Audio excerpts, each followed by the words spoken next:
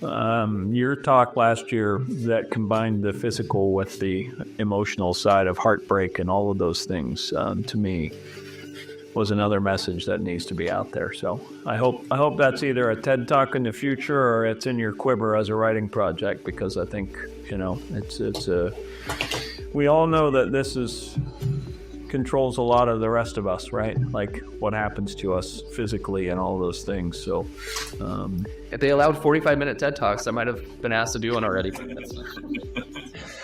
Welcome to another session of Inside Outlooks. I'm Dave Gorham, a mindset coach with a passion to make you show up as a superhero. And I'm Matt Wally, a mindset coach with a passion for being just a little bit cooler than Dave. Join us as we take a look inside so we can change the world around us. And away we go. So welcome, Robbie Parker, and thank you for taking time to be with us today. My pleasure, and it took a lot of effort, technology-wise and schedule-wise, to make it happen. So being here is like, I don't know, the excitement, it's been building, and so I'm excited. Excellent. For all of us, for sure. Totally excited to go here. Tell us about your day, Robbie. I'm so excited to hear about it. Yeah, no, it's been, I didn't know what to expect because it's not like anything. It's not like election night and you're getting results in or anything, it's like, right. But, no, it's been up, like yesterday and today, it's been like the number one seller on Amazon and its, category and stuff. And, just, Alyssa posting some stuff on social media. I don't know. It's been really fun. I actually was really, really emotional today. And so, I started the day off actually doing an interview with NPR, and, the person interviewing me was just very, very sweet. And she interviewed me last week when the news of The Onion came out. And then when we talked about that, and she mentioned the book, and then she said when we were done, I want to interview you next week because I'm not done reading your book. And so I want to interview you next week and talk about that. So I was like, sure. She was just the sweetest person, really touched by it. And her questions were so thoughtful and so thought-provoking for me. Like, I just got really emotional just talking about Emily a lot. And yeah, it was just, so that was the perfect way to start. She kept apologizing because I started crying. And yeah, so it was a good way to start. And then, yeah, just hanging out with Alyssa. And then I went to EMDR therapy. And so coupling that, backing up with my my ceremony this weekend, and then getting some good integration with my therapist and stuff like that. So it's all coming together. It's wonderful. That's excellent. That's interesting that you go that way. And I know eventually Matt wants to do like the formal intro, but I was thinking, so I was able to finish your book yesterday. So I'm actually quite glad we had some technical difficulties so that I could get through to the end. And, it really is amazing. And I was talking to Matt about how it's such a weird feeling to be both very angry, very touched, and like very sad all at once. But certainly I felt that often throughout the book. And it did make me think through like, where is Robbie today on this journey that you've been through that we will back up and go through? But like, I really was just like, I can't wait to talk to him and hear kind of where you are today, especially thinking that big aha moment that you had in the courtroom, especially when Alyssa was up on the stand. It sounds like testifying that you were seeing yourself and your experience through her eyes. And also kind of the moment where, you recognized Alex Jones as not somebody who had control over you. And so just kind of from that moment to today, is that where the whole book was written? Like, kind of what has your journey been from those moments to today? Yeah. So from the moments that I finished writing that, and it was interesting. I showed up to the trial, right, thinking I knew everything that I was going to experience. I had like had this, I was manifesting like exactly what was going to happen like the whole time. And then to show up and be hit with so much new information and seeing things that I thought I already knew from different angles and from different perspectives. So it was like this emotional ride the whole time. And then, a year later, I'm writing the book, and a year and a half later, I'm writing those chapters. And I've had some more time to process. I've had some more time to grow. and I'm now seeing all of that again from a different perspective. And so it just goes to show that, like, we never stop learning, we never stop growing and understanding things, and we never stop healing from things that have happened to us.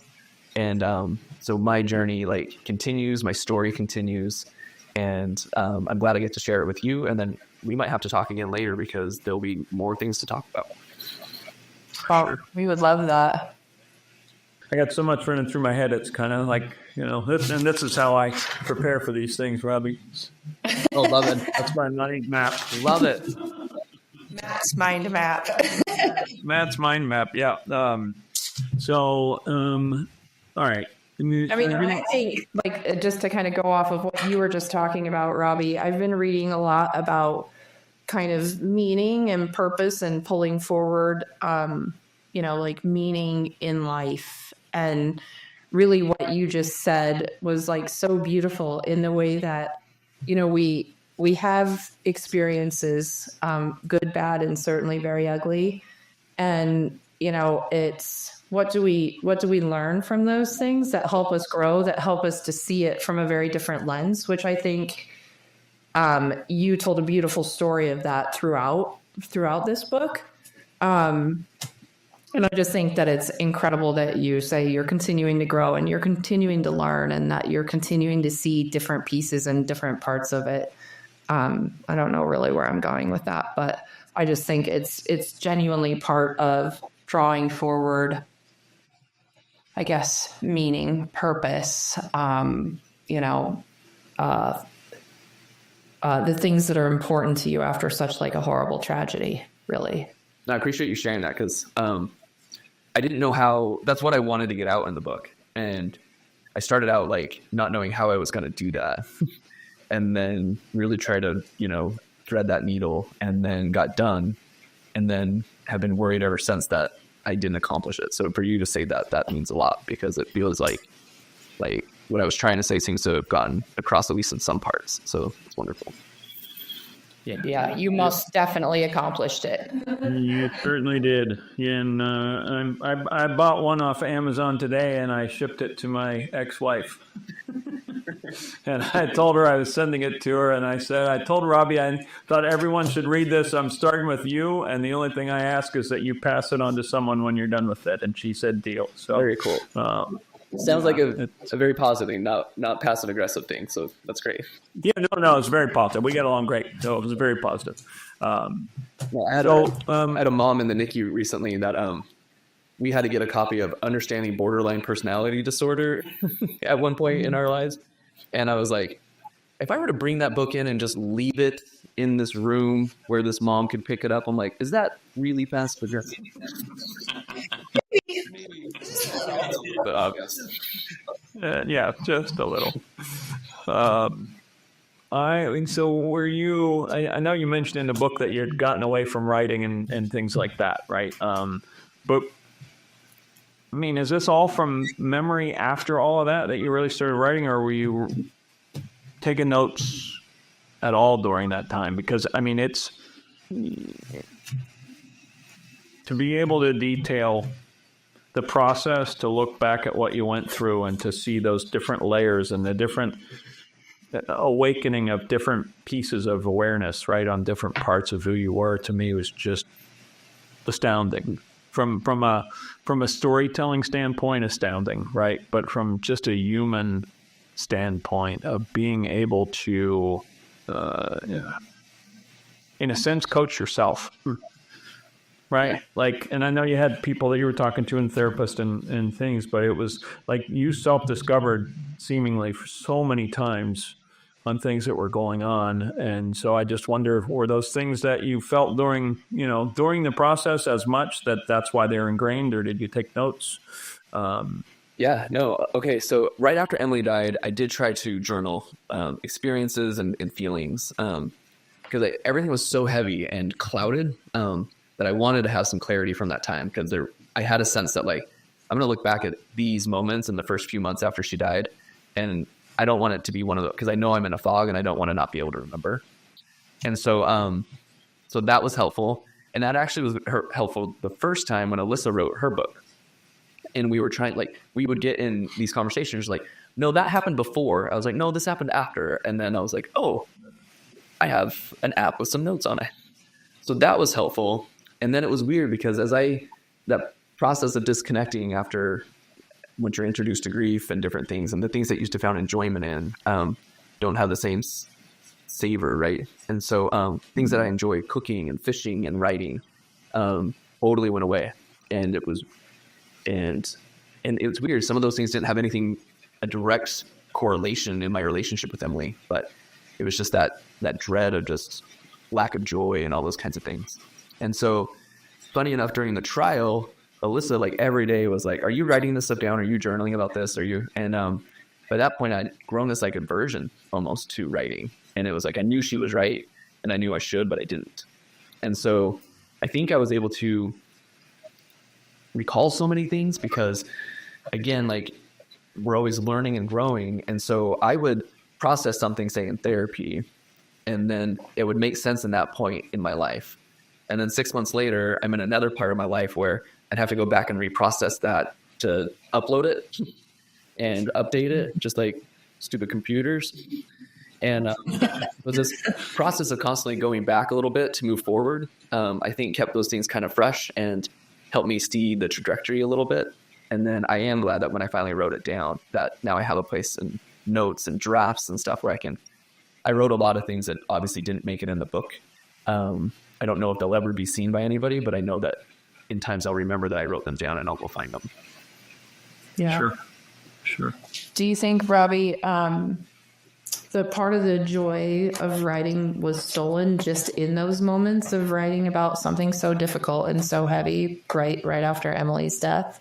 Yeah, at the time, I wasn't like a prolific writer. Sometimes I would just have ideas and would just kind of jot things down. I always had like this list of stories that I wanted to tackle.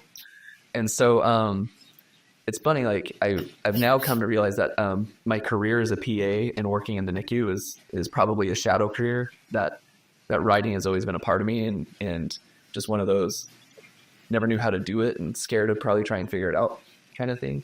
So it's interesting that grief for a time took that joy and that creativity away from me. It was the only way I knew how to be creative.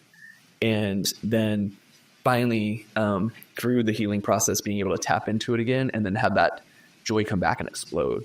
The first versions I shared with Matt a little bit at one point, some poems that I had written trying to understand my grief. And that really started to open me up.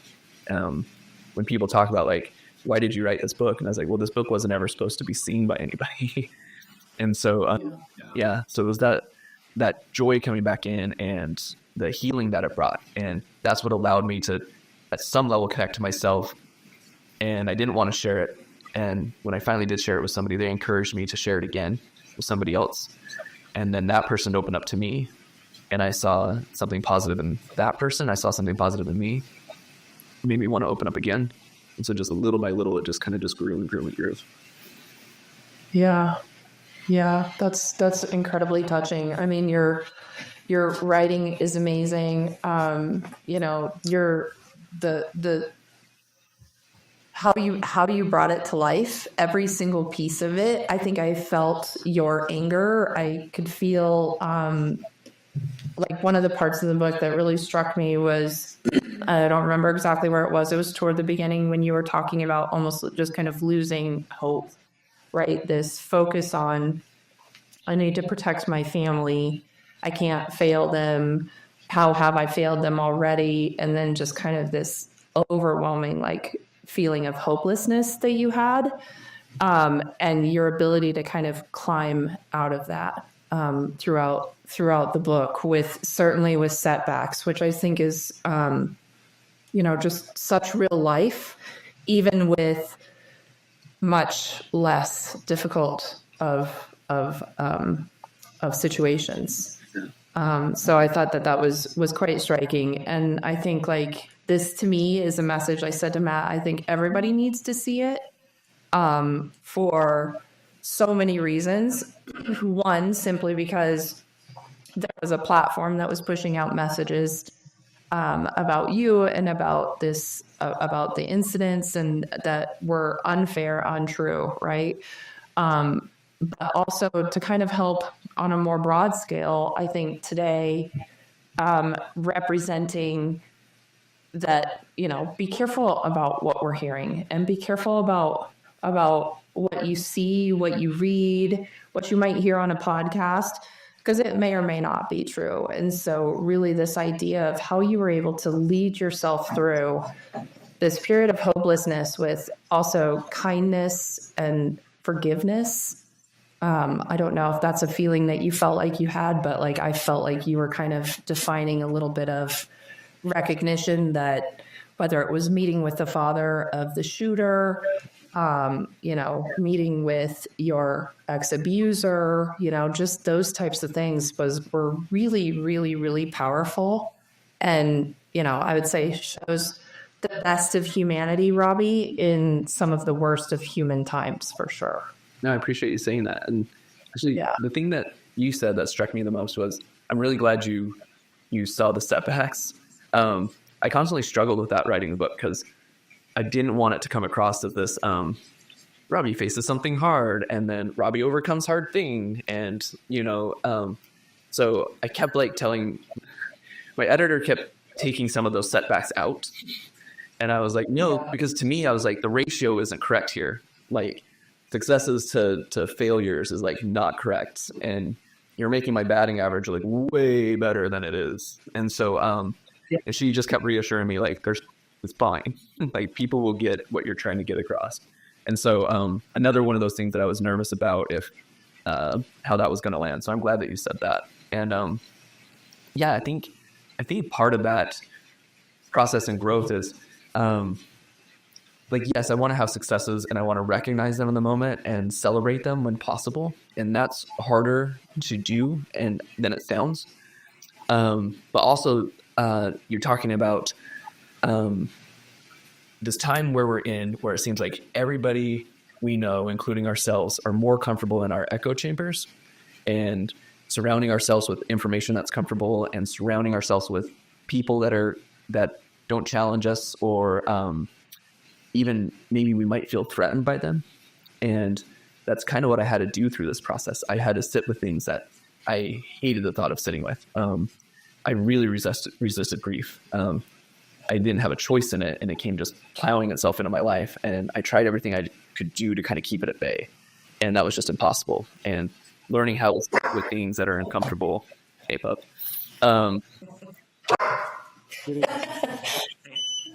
You're gonna get my dog out now.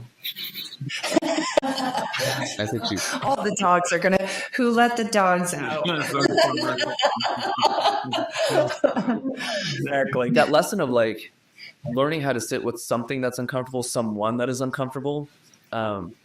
Sitting with the shooter's father, all I felt was just. There's not a specific emotion to describe what I was feeling that morning. I was, there's anxious and there's trepidation and there's just this sense of the unknown. Getting in a conversation with the man who sexually abused me and my brothers. All of these were done in a sense of healing. And so healing sounds so good and wonderful and full of light, but you have to enjoy it and experience it. You have to be able to learn how to be comfortable in uncomfortable situations. When people ask me, when somebody they know has somebody that they know died, it's what could I do for that person?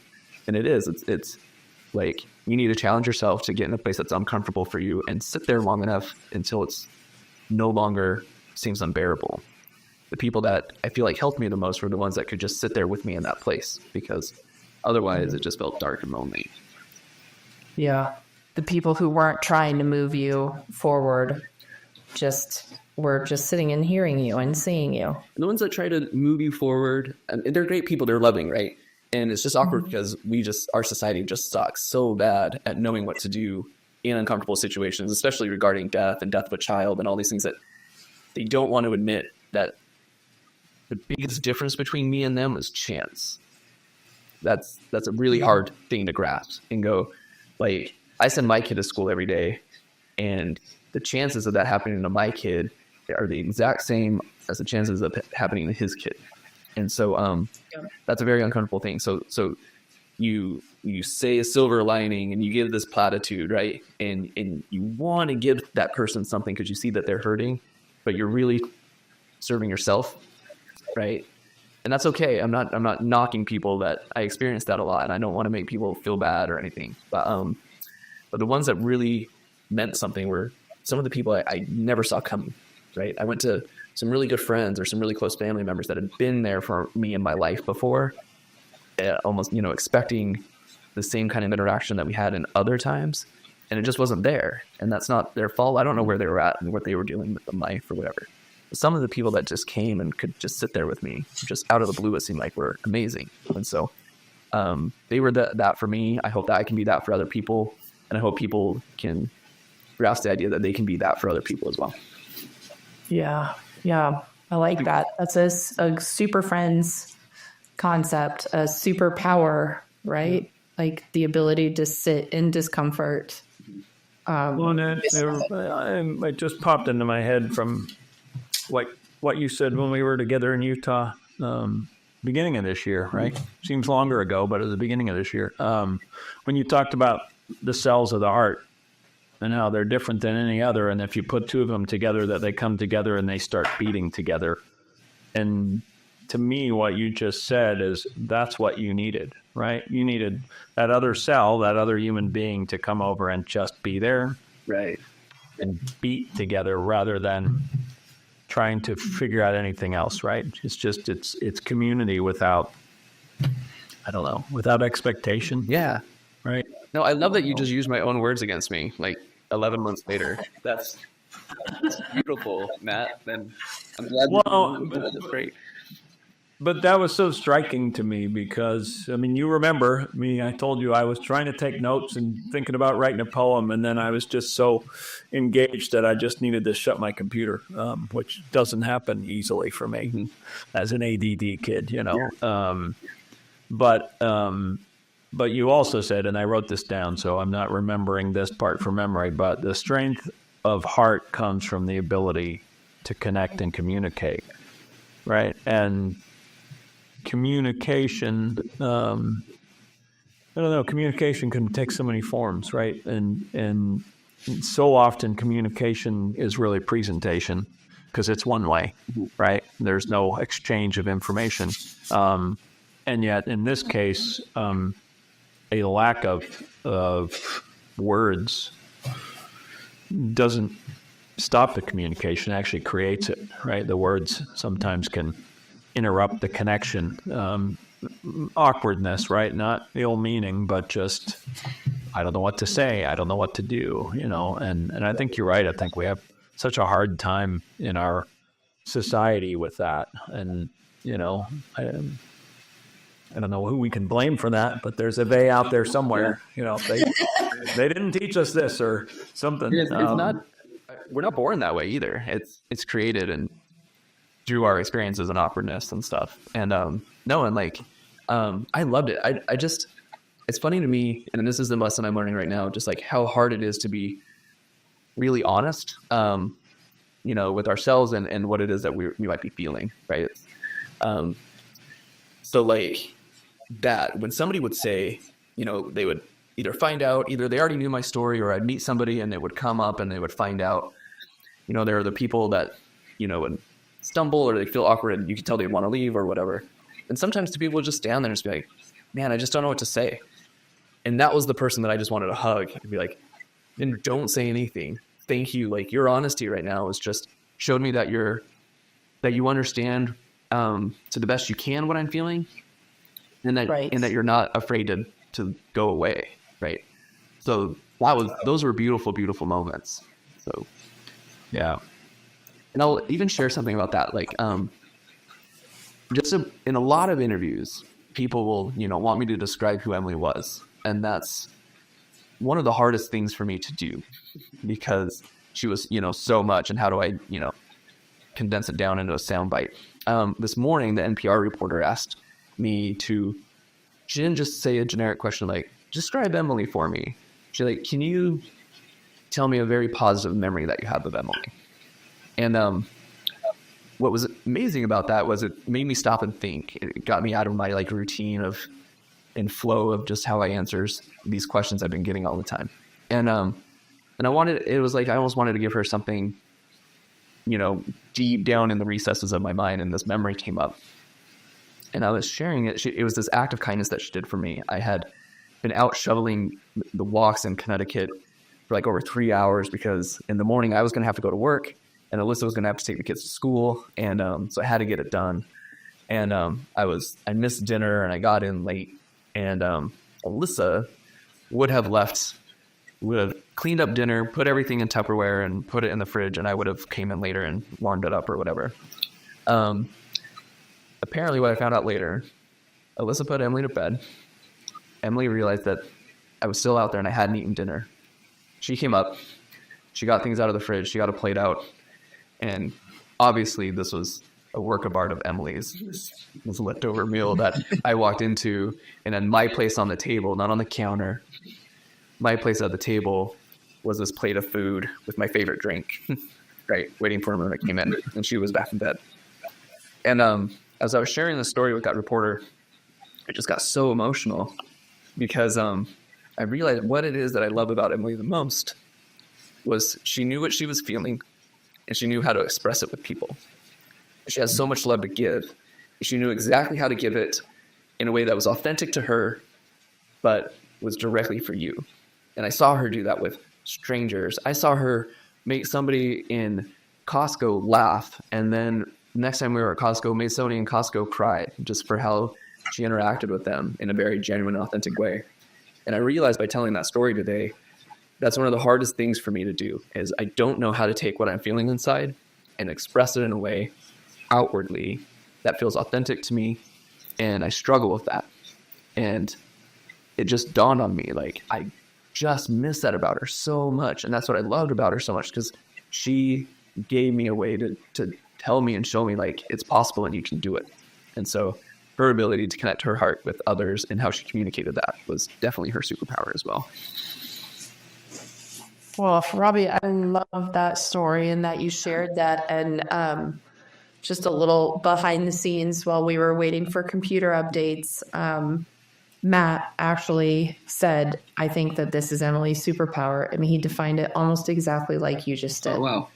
Without that story behind it, but just from your communications earlier this year about her. So that's quite amazing. And I have goosebumps. And I'll tell you, you did actually a very nice job of expressing that through the book. I think the stories that you told about her, one of the things that now I'm getting emotional too, but one of the things that I found really incredible about her is that at such a young age, she could give so freely without that expectation of, right, for her to make your dinner and then go back to bed and not be like peeking around the corner waiting for you to come in and waiting for you to be like, oh, Emily, thank you so much. Like, that is so genuine and mature, way beyond her years. And like you said, so authentically connected. And the stories that you tell about her throughout the book definitely let that part of her heart shine through. Yeah, I was 30 years old, just taken to school, and every one of these experiences by my 5 and 6 year old daughter. Yeah, I think kids certainly have a way of doing that. My daughter teaches me lessons probably on the daily these days still, and she's 21. So, and I'm sure your other 2 daughters continue to teach you lessons as well. That's the beauty of kids, is they're so authentic without any of the weights of experience necessarily on them. So I love that. And I'll confess something to you about that as well, that even just while you're sharing that kind of dawned on me, and I've known this about myself. I had to make up for that lack of ability to express emotion. That's how I think I just became a storyteller. When I'm in therapy and my therapist asks me, like, straightforward, like, what are you feeling? I can't say I'm feeling X, or like, I have to tell her a story. Like, when you're in line at a grocery store and somebody, like, and I have to go through this whole thing. And So I've had to make up for that fault in me by creating another type of talent. And I love that, and it does help me connect with people, and it's become an authentic part of me, but I'm not tapping into that's the source either. It's a bit of a facade. And so I'm glad that it works, and it works well in the medium in which I chose to share it. But it's something that I'm still working on and developing. So That's interesting. I feel like, obviously, like, I want to jump in here and tell you, like, you are authentically you. And so if the way that your emotions are expressed is through storytelling, then that's absolutely fantastic, because everybody is going to express themselves different. But I'm curious, you said it's not tapping, deep in, like, where have you found a place where you can do that? Like, is it through your writing again? Have you refound the joy there? Have you found a place where you're able to bring that out? And is it okay for it to stay in that private space for you and not be the public persona, so to speak? yeah, I mean, it's still a trip to me that anybody would really care about anything, I'd have to say.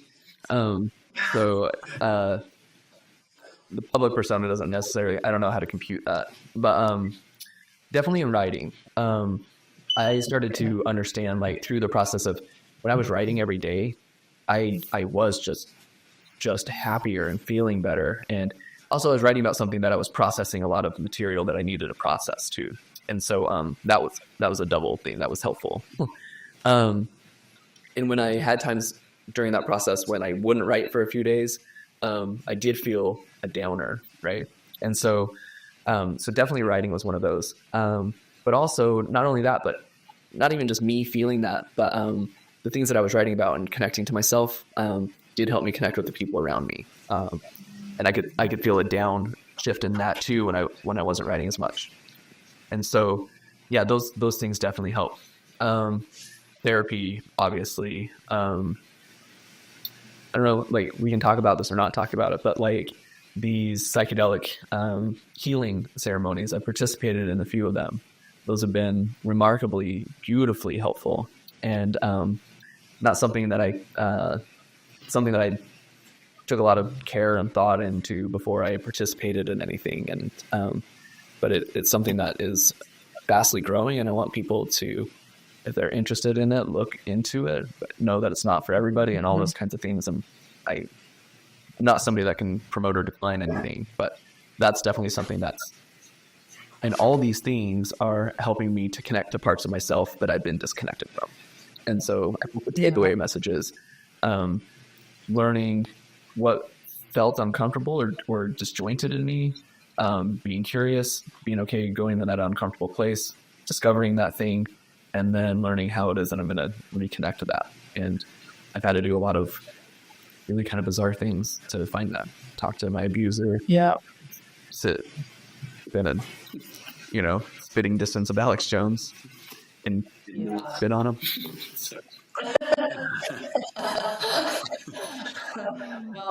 One of the things that I wrote down as I was thinking about our conversation today is that really struck me was it was actually three things. One I've already talked about, but you had, through this healing journey of yours, which I know continues and will probably always continue, but just your quest for understanding and how that led you down so many different paths, right? Whether it was a quest of understanding, again, by meeting with the shooter's father, or sitting in front of Alex Jones and not spitting on him, or even in the digging deep into your own past and your own trauma and kind of what that was causing. I thought that was incredible. Again, your willingness to forgive. I don't know if you ever really used the word forgive in the book, but like it comes through in spades. And then just like the love and care that you have for your family is like just all over every page of the book. And I thought it was, interesting how, again, at the end when Alyssa was on the stand and you were kind of hearing your journey and her journey through her eyes, and seeing yourself a little bit through her eyes, just kind of that idea of, with as much as you were trying to protect her and protect your other two daughters from what you personally were experiencing in your hearts, they were seeing it anyway, right? And it was showing anyway. And in some ways, you could see where it was actually hurting your ability to connect with them, your ability to kind of move through your grief, that sort of thing. So, I mean, again, those three things, just your quest for understanding is unlike any I've ever seen or read about, and definitely a superpower of yours, for sure. I mean, it was so brave to dig into the areas that you dove straight into. No, that's probably one of the most thoughtful compliments I feel like I've ever received. And I just want to accept that. And I appreciate that. I never would have looked at it like in that way. It was funny because, we always want to like reject a compliment. And when Alyssa was on the stand telling everybody these things, I was getting really like not angry, but I was like, what is she doing? Like, she just like swore to tell the truth, and like she's not even like close to the truth. Like from like pilot experience, I'm like, what is she talking about? And so to kind of get over that, and it was really beautiful. And I joke around now like with her about that. It was like, I need really strong contacts and glasses to be able to see. Alyssa's always had like 20/20 vision, and so I was like, well, if I want to understand myself, then I do need to see myself through her eyes. That'll be the best, clearest picture that I could ever have of who I really am. Yeah. Well, definitely you should savor all that she has to share and all that anybody else might have to share with you in that regard. Well, and I think the other thing that keeps popping into my mind is I think it was Stephen Covey, is humility is the mother of all virtues. And you, my friend, have just such a humble demeanor, a humble heart, and I mean, it's all over that book. You're always looking out for other people, right? And what an amazing journey to have to go through that, to find you, to look out for you. We coach from the basic premise that, or the four, what do we refer to them as? The four human, late in the day. Minutes of human potential, something about what they are, but 4 points. Awakening awareness, right? Awakening awareness of patterns and things in our lives. And through that book, through your journey, you constantly upped your awareness, right? And found it through different ways, but strengthened it the entire way. And, I always think of awareness in I always use an example with coaching clients that we've all been driving down the same road all our lives. And there's always this wide sweeping right turn that we always take, right? And as a coach, I want to help people realize there's a left turn that they never saw before. And so they eventually may see the left turn, or remember it maybe a mile after I was supposed to look for that, right? And then down the road, a couple weeks, whatever it is, then they like get to a point where there was a turn there. I could have gone there, until they get to a point where they can actually go, you know what, I can go this way because there's a turn here. Whether they do or not doesn't matter. It's building that awareness, right? And I think it takes time to build that up, but I also think that we fall back into that, I totally forgot about that left turn again. Like I haven't thought about it in a year, right? And that we have to kind of reawaken that. And that, to me, is what we saw. That for you, step back, was kind of it was really a step forward in a lot of ways, right? It's just that you had to go back. You got to take a step back if you want to leap up onto a wall, right? Like it's to get the momentum to push through the ceiling. So awareness, and then focusing attention on opportunities for growth, which is like all over your story, all over what you did. Building agency, claiming, finding your voice, again, standing up for you, for your family, your story, and then taking action, which, that's the whole culmination of the end, right? Of taking the action of getting there, being in spitting distance of all those things. And so it was amazing to me because that's something that Amy and Dave and I worked on just a few weeks ago when we were together for a business retreat, that's really what we look at and how we coach. And it was just screaming at me the whole way through your book. Like, Robbie's doing this like on his own. Because as Amy said, like, you have this like horrific just anger during that book for me. Like, I'm just sitting there one moment, like Amy said, angry. One moment I'm in tears. One moment I'm hopeful, right? But the whole time I am cheering you on of like, go Robbie, because like at every step you just discovered something amazing that propelled you through all of that. My heart goes out to you so much for all you've been through. And I said it to you yesterday when we spoke briefly, but you're one of the most courageous people I know, because I know this wasn't an easy thing to put out to the world. You didn't, like you said, you didn't write it to be put out to the world, right? And that's, let the dogs out. Hey. But to put it out is vulnerable, right? And vulnerability. Don't sweat it. UPS just rang my doorbell. That's okay. Settle down. It's all good. But the vulnerability, that to me is a strength in itself, right? So many people go through life thinking that having to have therapy is a weakness. Having to hire a coach would be a weakness, right? I can do it on my own. And so I saw the strength and the humility and the vulnerability throughout, and you leaning on other people, right? But also going inside, which is hard, right? That's the work. That's the hard part. And man, I applaud you.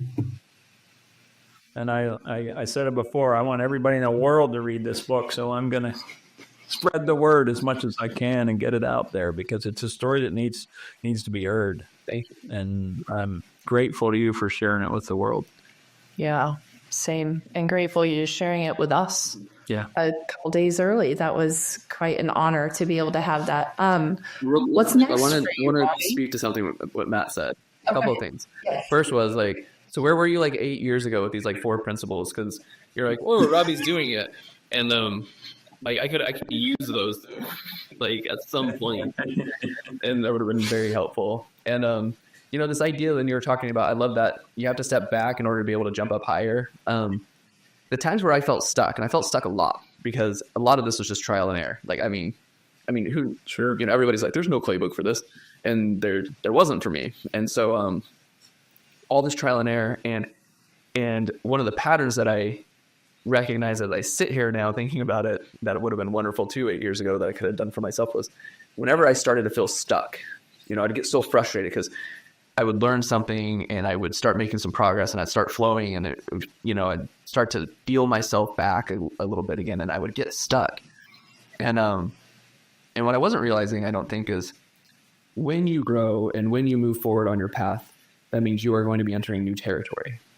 And you're going to get to places where you might feel disoriented, or you're not going to recognize where you're at.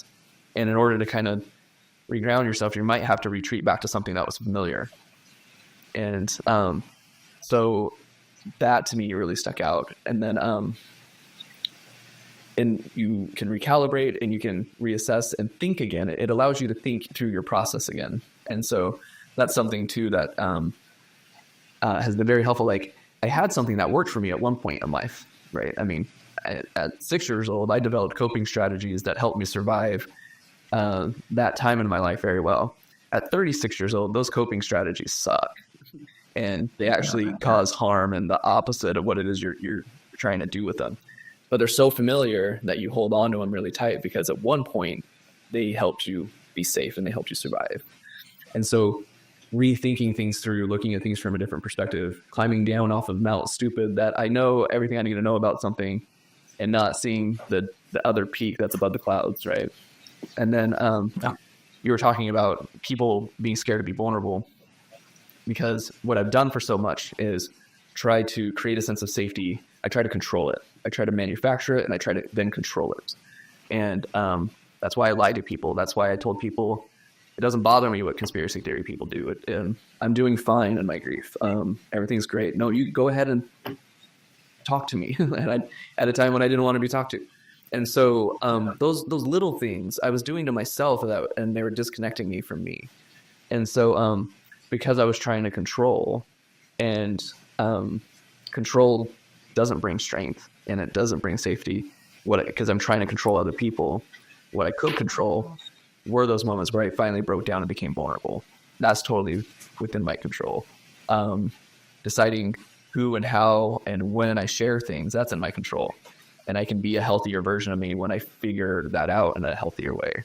And how I decide to share myself with my words or with my touch or, those kinds of things, I can control those things. And so you're right, Matt. I mean, that does bring a sense of strength that for a long time I tried to avoid, because I don't know what's going to happen when I do those things, especially when I'm at a point in life where I'm in uncharted waters and I don't know where to go, and I don't feel like my compass is working, which grief and trauma makes it feel like your compass is just spinning.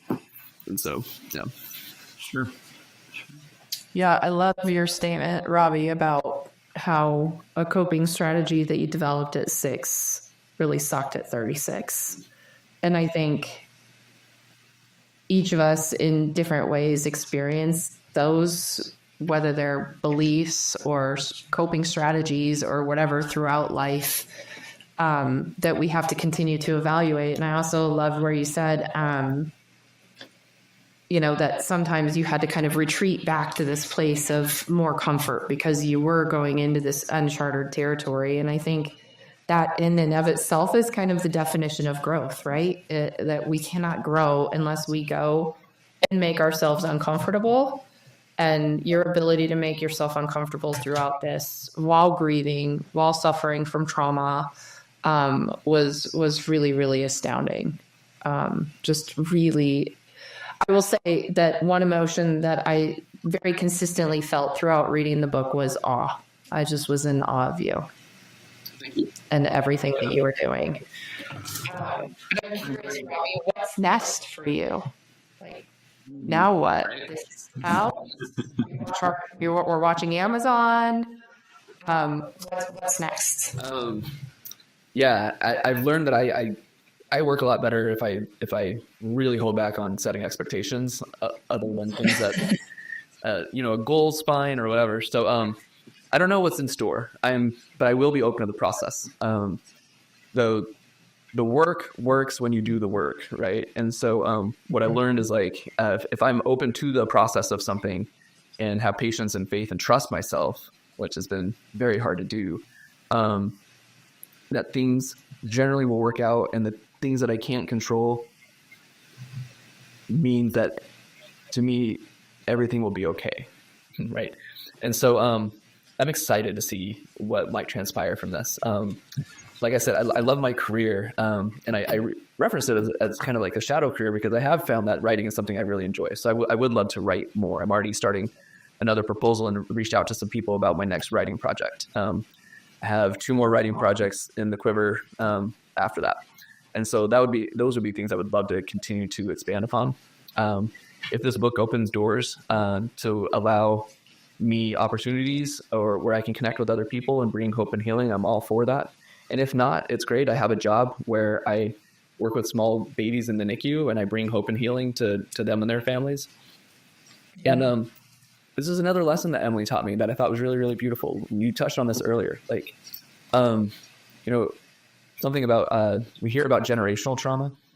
And it's so funny to me that my 6-year-old daughter was killed at the exact same age that I was abused. And it was me processing her grief and connecting to her, which showed me that I needed to go and heal my 6-year-old self. So I had my daughter, instead of passing on my generational trauma to her, which I've always been so scared about and I've done in other ways, but I had my daughter helping me heal things from from my past that was passed down to me from others, right? So it's just it's just beautiful. And so That is good. so those kinds of things are a part of my future. I'm excited to kind of see what happens. Oh, and the point of me saying that was that processing all of that information and stuff, I began to realize that the reason I was always drawn to work in the NICU, I went into a NICU one time when I was like 7 years old. My dad used to work in one as a respiratory therapist, and he showed me the babies. And I don't know why, but I was like 7 or 8, so it was after my abuse. And I've always been drawn, and I wanted to work in there, and I'm blessed to do so. But I realized that connection is because I'm helping people who are so vulnerable, and they're suffering for something that wasn't their fault. They never did anything wrong. They never made a choice to bring this upon themselves. And they're always honest with me. If I worked with adults, I would be awful because I couldn't stand the fact that they're lying to me, or I tell them advice and they won't follow through with it or whatever. And so I found that working in the NICU was a way to try and heal myself, and I wasn't really aware of it. And now that process is happening, I do ask myself the same question. I'm like, so what else is out there for me if I don't need this the same way that I needed it before? So what else can I go and explore and do in the second half of my life? So to be continued. Well, I'm voting for you to do a TED Talk because your talk last year that combined the physical with the emotional side of heartbreak and all of those things, to me, was another message that needs to be out there. So I hope that's either a TED Talk in the future or it's in your quiver as a writing project, because I think, we all know that this controls a lot of the rest of us, right? Like what happens to us physically and all those things. So if they allowed 45-minute TED Talks, I might have been asked to do one already. Cut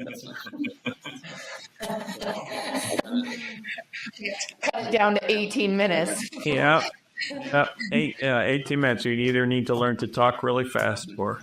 And not forget the slides, right? I forgot those couple of slides that I was so bummed about because I was like, oh, that was really important. Just moving on past that, man. I know whatever's next for you, Robbie. You'll be teaching us and everybody around you what it is to be human, because that's like all of the best parts of humanity, like I said, are expressed in that book. And emanate of you talking to you. I could talk to you for forever. So we're definitely going to have to bring you back when Dave can join us. And we can talk about any number of fun topics. But I really want to say, like, it has been an honor for you to share your experience with us, both through your words in the book and then certainly today. I know we didn't dive super deep into it, but, like I said, everything human and amazing about being human emanates from you through your learning and growth. No, appreciate it. No, I love that we were able to talk about the book, and we were able to talk about things that deep down really made the book. And so that's fantastic. Yeah. And you guys kept dropping this cliffhanger about who let the dogs out. And so we'll just have to say, like, so anybody listening to this now, if you want to know, you're just going to get the book. That's right. Yeah. If we want to know why we kept talking about who let the dogs out, buy the book. Exactly. Robbie, any parting words you'd like to give?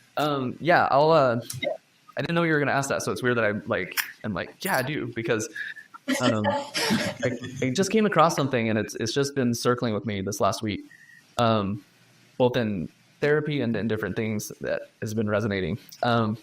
Just came across this quote, and it just says to love yourself, love life, and then go love whoever you want. So love yourself, love life, then go love whoever you want. And for so much of my life, I was doing that backwards.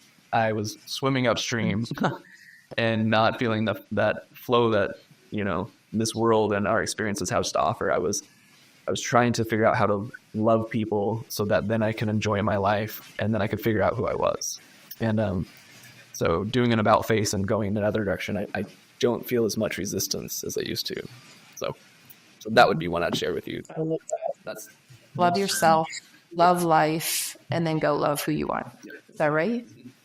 Great. Love that. Love that. Matt, you want to close us out? You know, I said to you almost a year ago, you had my attention, right? And I needed to focus in and pay attention because I wanted to. And my mind wasn't doing its usual circling around like the Tasmanian devil. And your book did the same for me. The only reason I walked away from it is because I needed a few minutes before I came back to it, because it's an emotional read, right? But it's a good emotional read in the sense that I think it'll help so many people that have been through traumas, right, in different ways, and not just the same kind of trauma that you've been through. Because again, as we've talked about today, the ability to kind of go inside, right? There's a reason I called this company Inside Outlooks years ago when I started it, because we've got to go inside, because it's what we see on the inside, or who we are on the inside, that determines what we see on the outside, right? If we change the inside, the things we see change, not because physically they changed or anything changed. We just see things differently, right? I think it's Kevin Hall would say, we don't see the world as the world is. We see the world as we see ourselves, or something to that extent. And so I think your book will help so many people realize that it is like's a work in progress, but if we don't take time to put in the work, we just live in a life by default, right? And yours was a lot of deconstruction and reconstruction and renovation and all those things along the way. But what an incredible finished product. And I don't mean the book. And I don't mean that you're necessarily finished, right? But until the next renovation, really, it was a beautiful journey, and just amazing to see that, to feel it with you throughout it, and to know you and already love you before I ever read the book. I think I was saying to Amy today, I think you and I, the first time we met was when you saw the memorial for the first time, wasn't it, that night at New York? I believe so. Like in person, yeah. I think we've been on those kind of calls. Yeah, but yeah, for sure. Yeah, in person. Yeah. So anyway, but you're an amazing human being. You are truly a super friend in every aspect. And thanks for sharing what you shared. And you articulated exactly what I want people to get out of this book is like, my story can feel very intimidating, and it's very out there and crazy, right? I was writing the book going like, what was going on here? And but really, like, when people ask, like, why did you write this? It was because, like, I didn't want to feel like I wasn't approachable. And I wanted people to know that, like, yes, my story is crazy, but there are ways that we can find connection, because the hardest thing that ever happened to me is the hardest thing that ever happened to me. And the hardest thing that's ever happened to you is the hardest thing that ever happened to you. So there's no comparison here. We all are given the same tools. We all have the same bucket of emotions. We all have different things, and our experiences are different, but it doesn't mean we can't find ways to connect. We can't find ways to communicate with each other, and we can't find ways to bring hope and healing into each other's lives. And if, again, like I say in the book, if we're all going to be sharing this earth at this time together, then we might as well help each other make the best of it. Absolutely. Thank you. I love that. Thank you for sharing you, Robbie. Thank you for sharing Emily's beautiful heart with us. Thank you for sharing your family's journey with us and your family. And we will let you go now and love on your wife and your girls. And we will look forward to talking to you again soon. Appreciate it. Thanks. Thank you so much. All right. Thank you, Robbie. Appreciate it. Thanks for listening. And remember, your outside world is an inside job. See you next time.